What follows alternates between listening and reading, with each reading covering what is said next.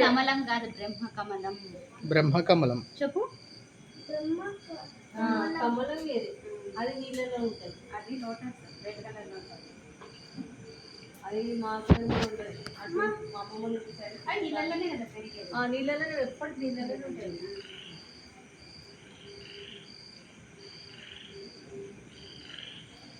రోజు వాటర్ పోసి మంచిగా ఉంటే బాగుంటుంది.